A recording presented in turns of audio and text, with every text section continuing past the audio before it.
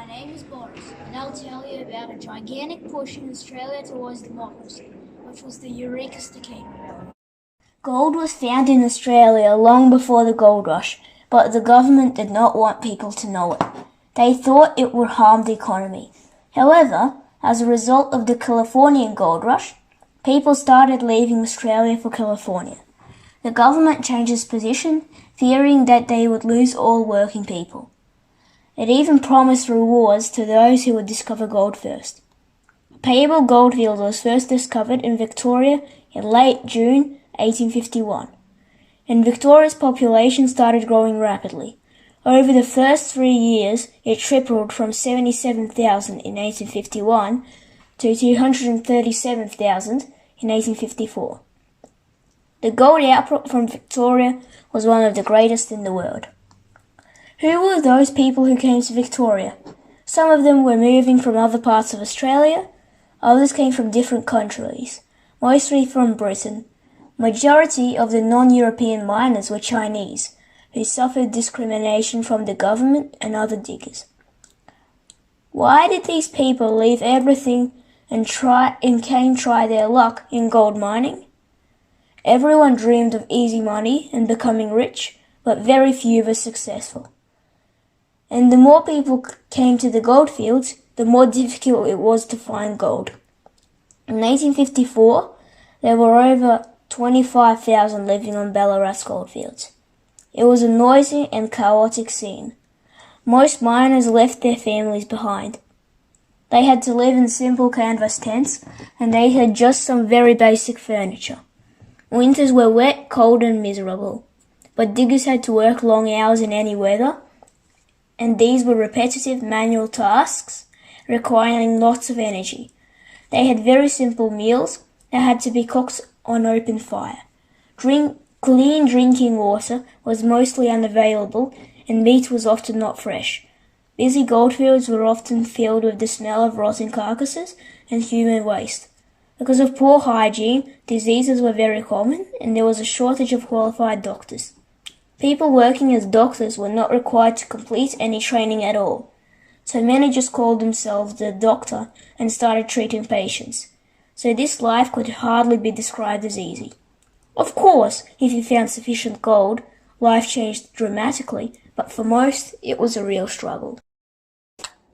Okay, life for most of the people on the goldfields was miserable. What about the people with power?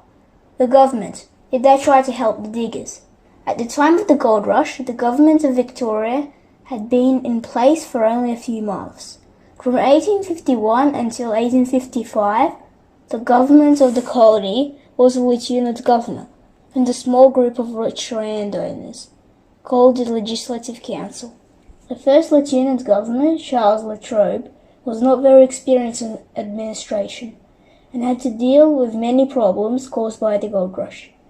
The main problem, of course, was the population growth, and he had to maintain order on the goldfields. Another problem was workers leaving their jobs and focusing on finding gold. Some towns were almost entirely abandoned. In order to stop new diggers arrive, Latrobe decided to tax the miners aggressively and never decided to solve the land problem, which was a big mistake. So, who looked after the law and order at the goldfields? Every single goldfield had a gold commissioner. He was managing the license system. Except the commissioner and his assistants, the police were also looking after order. There was a big issue with finding good people for the police force, as the majority of policemen left their jobs to search for gold. Gold police were often poorly trained ex-convicts. Many had problems with alcohol, and in many cases they were quite violent and corrupted. Sometimes the army was called to help patrol the goldfields.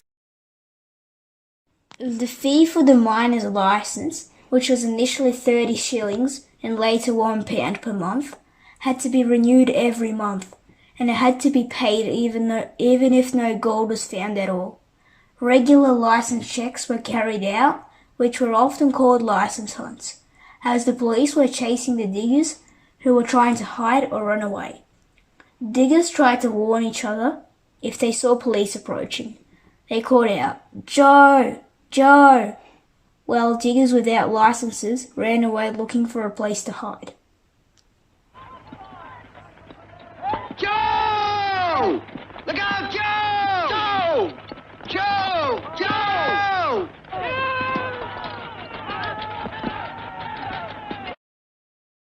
Constant increase in license fees, brutality of police and their license hunts, poor living conditions, all of that made tension grow between the diggers and the government. In June 1854, a new governor, Charles Hotham, arrived, which only made matters worse. He continued the old policy with more frequent license hunts and more corruption in police forces. In October 1854, Scottish digger James Scobie was murdered by a hotel owner, James Bentley. Despite evidence against him, he was pleaded not guilty. Diggers were angry and outraged.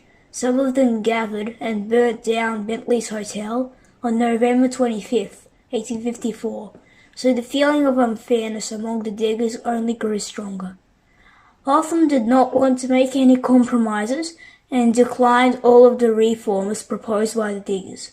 So, in November 1854, the Ballarat Reform League was formed and the diggers started having regular meetings to discuss their hardships.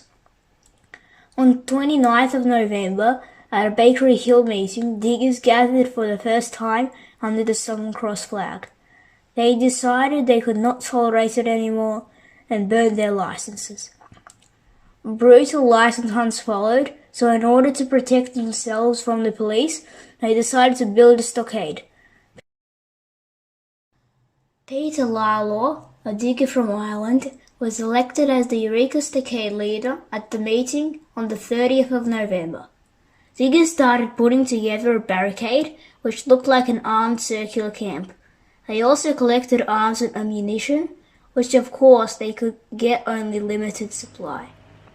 We swear by the Southern Cross. We swear by the Southern Cross. To stand truly by each other. To stand truly by each other. And fight to defend our rights and liberties. And fight to defend our rights and liberties. Amen. Amen. The police attacked unexpectedly soon, on 3rd of December 1854, when most of the diggers left the stockade to sleep in their tents. The whole battle lasted for only 10 minutes, killing close to 30 diggers. Lalo was injured but managed to escape. Hotham offered a reward of £200 for any information about Lalo, but he had no luck. Public sympathy was with the diggers. Of the soldiers and police, 6 were killed. News spread very quickly, but the public reaction was not in favour of the government. Majority of the Melbournians strongly criticised it for their actions against diggers who were in minority and basically unarmed compared to the police. The people's support played an important role in positive changes that happened afterwards.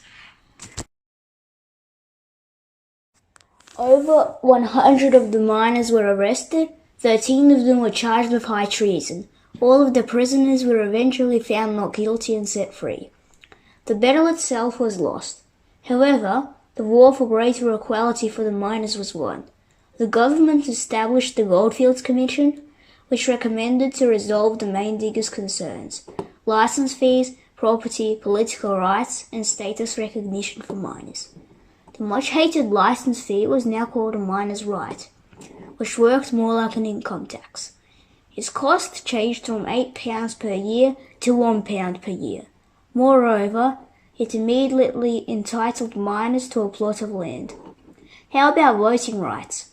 Well, in 1854, miners had to maintain consistent residency for 6 months before voting registration would be considered.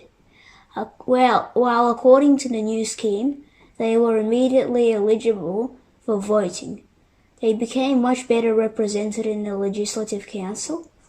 8 representatives could be elected compared to 1 promised before. They also had the right to be represented at local mining courts.